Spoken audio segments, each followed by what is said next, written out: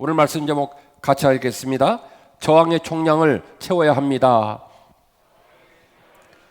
한 번 더요. 저항의 총량을 채워야 합니다. 아멘. 이 저항이라는 단어가 포인트인데요, 우리에게 악이 들어오고 우리에게 기억의 왜곡이 들어오고 우리에게 우리의 삶이 기대하는 바와 정반대 방향으로 간다는 시그널이 우리에게 떴을 때 반드시 그때 저항해야 돼요. 저항해서 내 생각을 바로잡고 내 삶의 기회와 내 삶의 자리를 바로잡으면 삶의 기회가 있고 소망이 있고, 바로잡지 못하면 그때부터 망가지기 시작하는 거예요. 그래서 반드시 저항해야 할 줄로 믿습니다. 오늘은 이 저항이라는 단어를 통해서 우리가 본받고 도전받을 아주 좋은 저항의 모델이 되신 요시야 왕 이야기를 하려고 해요. 이 요시야 왕 이야기를 묵상하면서 요시야에게 있었던 영성, 요시야에게 있었던 삶의 태도가 우리들의 마음에 새겨지고, 요시야 왕이 저항했던 것처럼 나도 저항하겠습니다 라고 하는 결단이 세워지는 소중한 시간이 되시기를 주의 이름으로 축원합니다. 첫 번째로 기억하실 것은 우리는 우리의 운명과 우리의 자신 앞에서 저항해야 한다는 거예요. 우리는 우리의 운명과 우리 자신 앞에서 저항해야 한다는 사실입니다. 자, 이 이스라엘의 역사가 BC 930년에 북왕국 이스라엘과 남유다로 갈라지잖아요. 그리고 나중에 북이스라엘이 BC 721년에 멸망을 하고 남겨진 남유다마저도 BC 587년에 멸망을 합니다. 그리고 그 남유다의 역사의 마지막 즈음에 요시야라는 왕이 있는데요, 요시야 왕의 아버지는 아몬이라는 왕이고 그 아버지는 므낫세라는 왕이고 그 위에는 히스기야 왕이 있습니다. 히스기야 왕이 나라를 회복시키고 종교를 회복시키는 참 귀한 노력을 해주셨는데, 그 뒤를 이었던 므낫세와 아몬은 그 아버지와 아버지의 갈 길을 버리고 그리고 어떤 왕보다도 악한 길을 걸어갔어요. 그래서 이 아몬 왕이 22세에 등극을 했는데 단 2년 만에 대신들이, 그 신하들이 왕궁에 들어가서 아몬을 죽입니다. 아몬을 살해해버려요. 그래서 2년 만에 죽어요. 그리고 백성들은 그 모습을 지켜보고 아무리 왕이 잘못했다고, 아무리 왕이 실정을 했다고 어떻게 대신들이라는 사람이, 신하들이라는 사람이 왕을 죽인단 말이더냐. 그래서 또 백성들이 신하들을 다 죽이고 그리고 다시 왕의 계보를 이어서 왕을 옹위하는 초유의 사태가 벌어집니다. 그렇게 해서 만들어진 왕이 요시야라는 왕이고, 졸지에 8살이라는 나이에 왕이 되는 거죠. 자, 이어서 질문 들어갑니다. 여러분, 나라가 지금 정상입니까? 절단나기 직전입니까? 예, 절단나기 직전인 거예요. 이거는 완전히 집으로 따지면 집이 불에 다 타들어가는 거예요. 왕 죽고요. 그 왕을 죽인 사람이 외적이 아니라 내부에 있는 신하들이 왕을 죽이고요. 내부에 있는 신하들이 왕을 죽였다고 해서 백성들이 또 신하들을 죽이고요.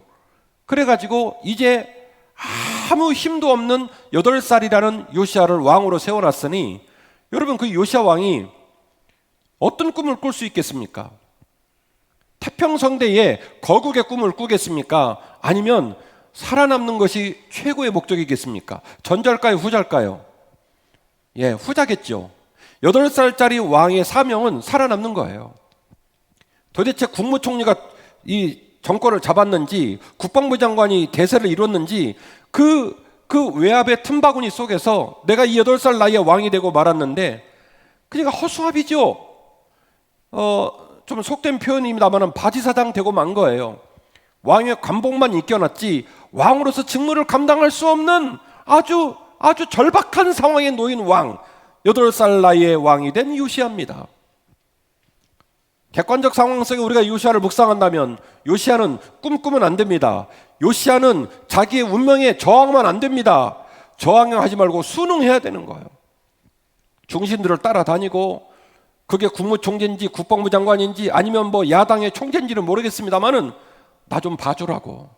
그래서 어떻게든지 살아남는 게 관건일 것이 요시야 왕의 처지였던 것이죠. 이것이 요시야 왕의 운명입니다. 그런데 요시야 왕은요, 자신의 운명 앞에 저항해요. 그걸 받아들이지 않아요. 그래서 이 요시야 왕은요 8살의 즉위해서 31년을 통치했는데 전반기 12년은 종교개혁을 일으켰습니다.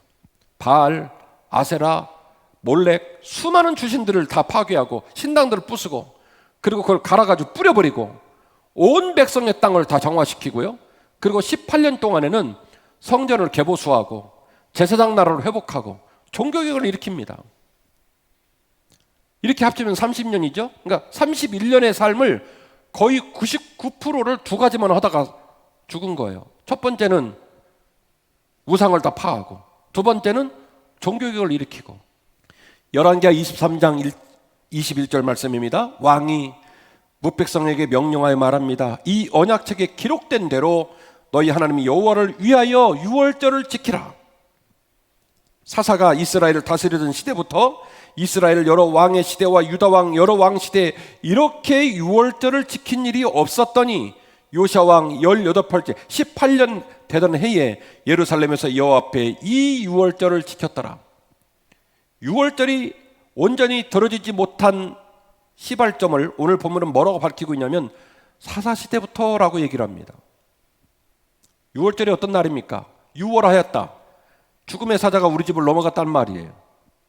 이스라엘 민족의 1년의 날짜 송에서 중요한 날을 꼽으라고 한다면 많은 절기를 말할 수 있지만 그들의 모든 축하할 절기의 출발점이 어디냐면 유월절이에요. 그 유월절 때문에 애굽의 겁박으로부터 출애굽을 한 겁니다. 그래서 온 이스라엘에게 가장 소중한 절기는 유월절입니다. 그러나 우리가 아는 바와 같이 사사시대에 그들이 왕이 없으므로 각기 자기의 소견에 오를 대로 행했다고 말했던 것처럼 성막이 존재하고 성전이 존재하지만 사사기 이후로 그 유월절이 온전히 지켜진 적이 없었다는 거예요. 그런데 이 요시야 어린 왕이요 유월절을 회복했는데 역대 어떤 왕도 하지 못했던 유월절을 회복시켰단 말이에요. 그 위에 히스기야 왕도 유월절을 회복했거든요. 그런데 역사가는 그렇게 평가합니다. 히스기야 왕이 유월절을 회복했으나 그 유월절은 완벽한 유월절은 아니었다. 왜냐? 유월절은요 이렇게 하루 와서 예배드리는 절기가 아니에요. 유월절이 지켜지려면 대제사장, 제사장, 레위인, 제사장 날의 시스템이 완벽하게 돌아가지 않으면 유월절 완전히 지킬 수가 없습니다. 정한 날에 흩어진 모든 유대인들은 성전에 모여야 됩니다. 그래서 그 오랜 세월 동안에 아무도 그 일을 잘 하지 못했다는 거예요. 그런데 이 어린 왕 요시야가 그 유월절을 완벽하게 회복을 시켰다는 겁니다. 우리는 이 지점에서 궁금함을 갖게 되는 거예요. 이 어린 왕 요시야가 어떻게 이럴 수 있었을까? 그의 운명은 살아있는 게 다행이고 살아있어야 한다는 게 자기의 최고의 가치일 것 같은데 그런 자신의 운명 앞에 저항하면서 어떻게 이런 일을 해낼 수 있었을까? 이어지는 본문인데요 24절입니다. 요시야가 또 유다 땅과 예루살렘 보이는 신접한 자와 점쟁이와 드라빔과 우상과 모든 가증한 것들을 다 제거하였으니 이는 대제사장 hil기야가 여호와의 성전에서 발견한 책에 기록된 율법의 말씀을 이루려 함이니라. 여기서 우리는 답을 찾는 거예요.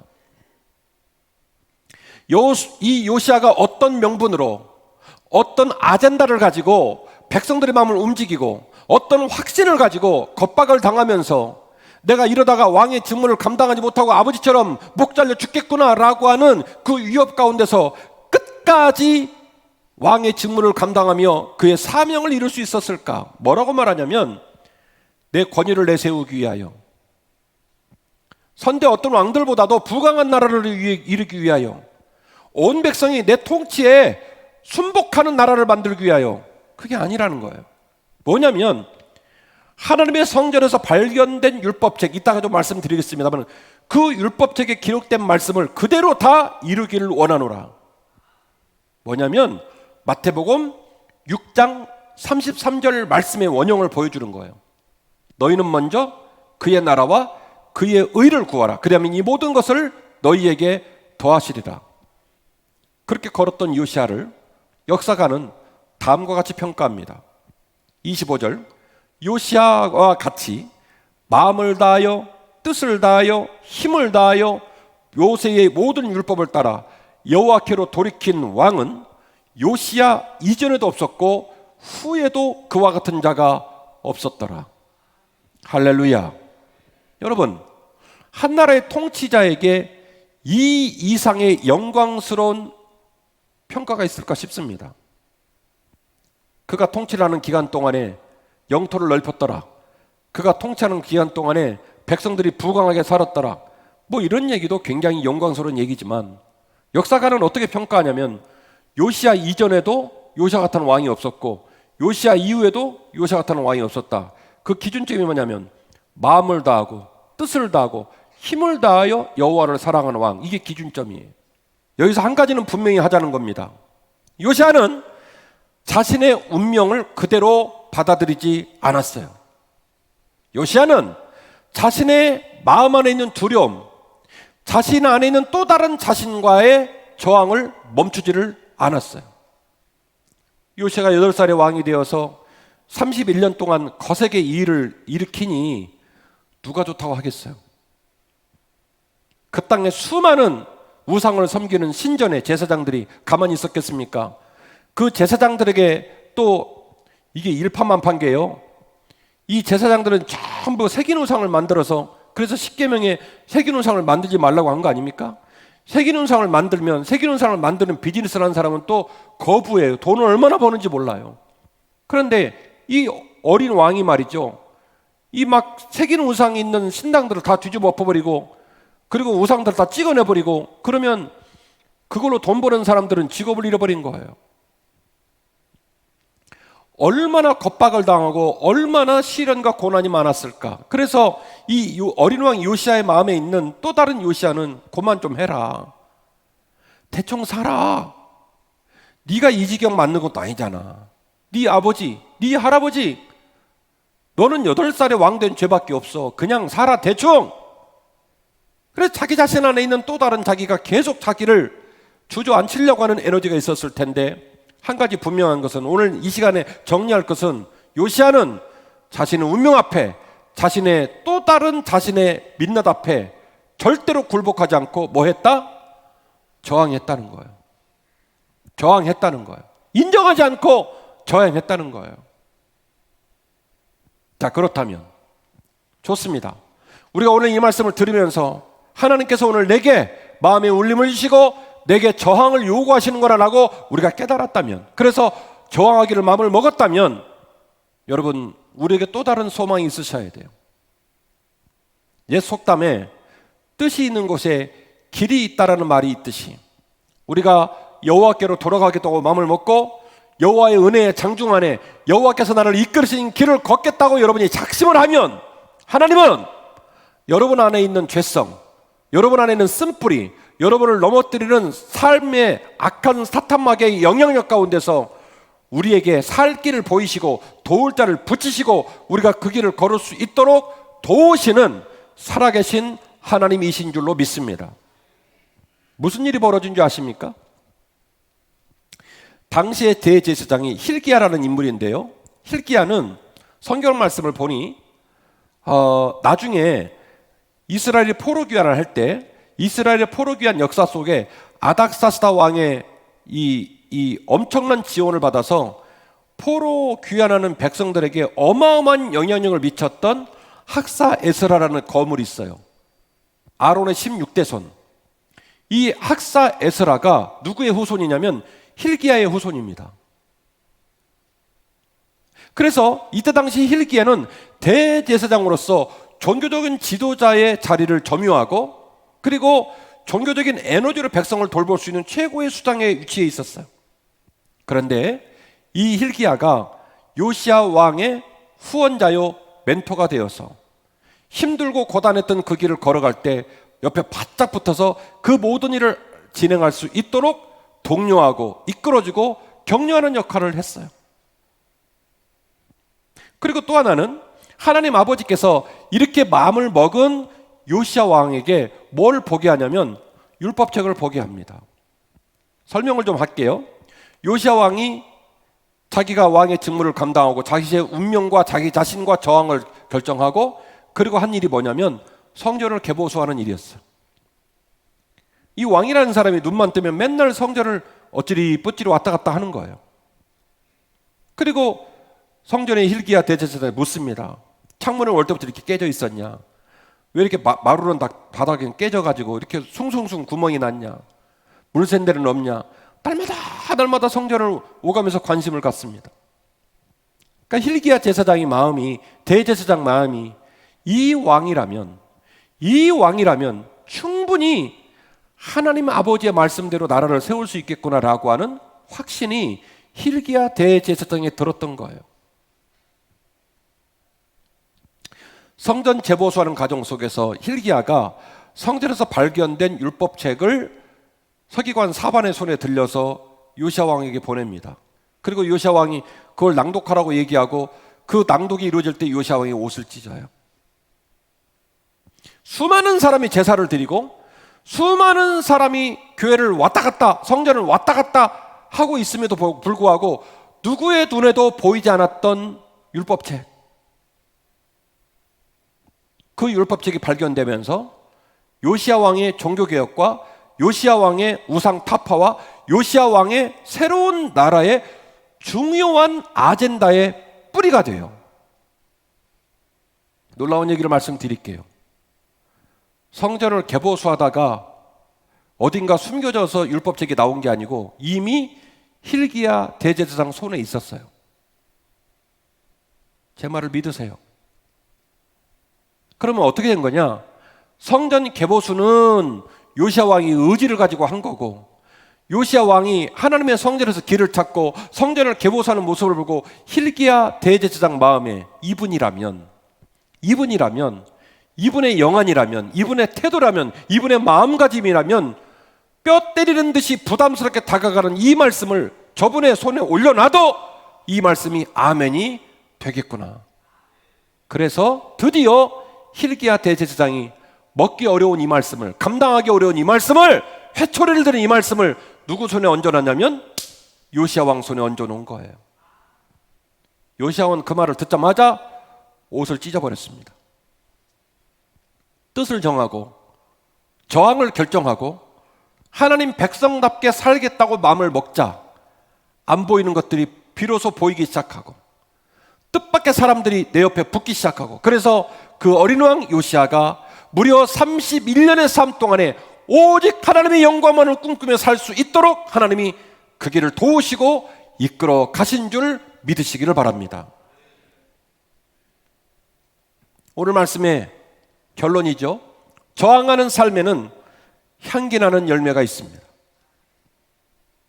비록 저와 여러분의 삶이 천상천하 유아독존되어 수많은 사람이 목도할 만한 세계적 유명한 인사로 살지 못한다 할지라도 우리의 삶은 우리의 삶 나름대로 우리가 존재했던 삶의 자리에 나를 알았던 사람들, 나의 후손들, 나의 공동체 가운데 내 이름 석자가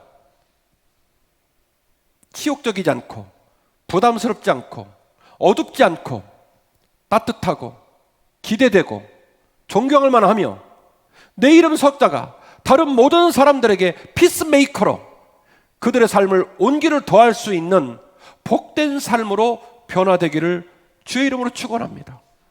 아수르 문명이 계속 번성을 하다가 어느 시기가 되니까 아수르 문명 밑에 있던 바벨론 문명이 번성을 시작하고 소식이 들리는데 바벨론이 아수르를 먹을 것 같대요.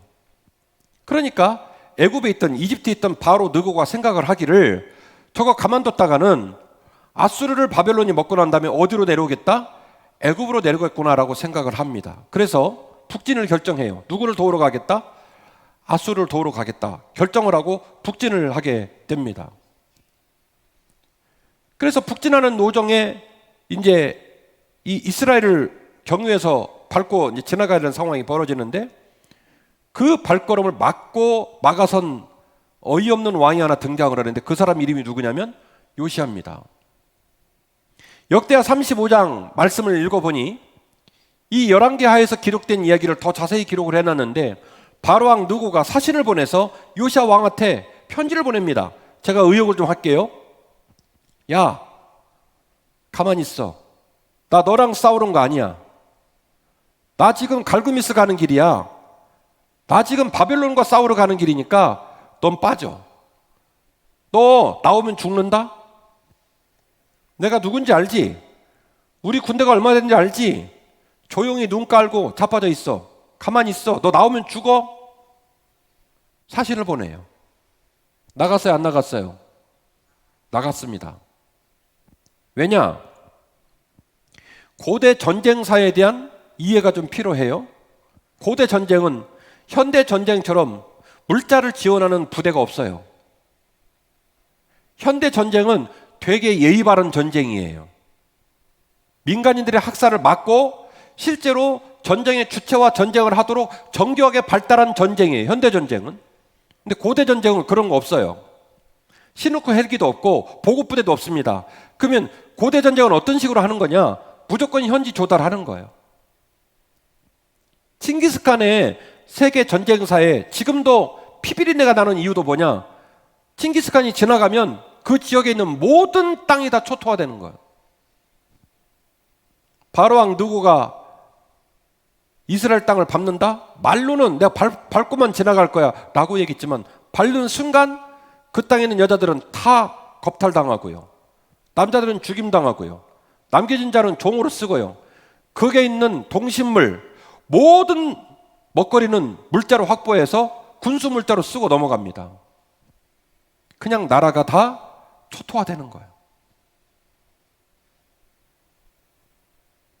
제가 요시야 입장에서 답변할게요. 됐고 내 백성 건들지 마. 네가 이집트의 파라오 아니라 파라오 할아버지를 할지라도 내 백성 건들지 마. 내 땅 밟지 마. 내 백성 눈에 피눈물 나게 하지 마.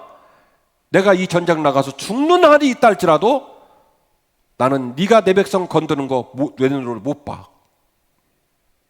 그래서 심지어 왕의 관복을 벗고 병사의 갑옷으로 갈아입고까지 무기토 전쟁에 나가서 무기토 전쟁에서 산화되어 죽습니다. 여러분 보세요. 아수르라는 그 어마어마한 나라, 잘 아시는 것처럼 역대 이스라엘에게 계속해서 핍박을 했던 나라가 아수르입니다. 틈만 나면 와서 도륙하고 여자들 겁간하고 조공바치게 만들고 너무너무 힘들게 했던 나라입니다. 그 나라가 BC 609년에 세계 역사에서 지워져요. 없어져 버려요. 바벨론 세력 끝장이 납니다. 그런데 여러분 더 놀라운 사실, 요시야 왕이 죽은 해가 몇 년이냐? BC 609년이에요.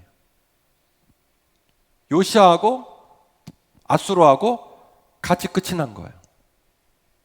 결국 요시야 왕이 무기토에서 바로왕 느고의 북진을 막는 바람에 바벨론이 그 동일한 시기에 아수르를 끝을 낸 겁니다.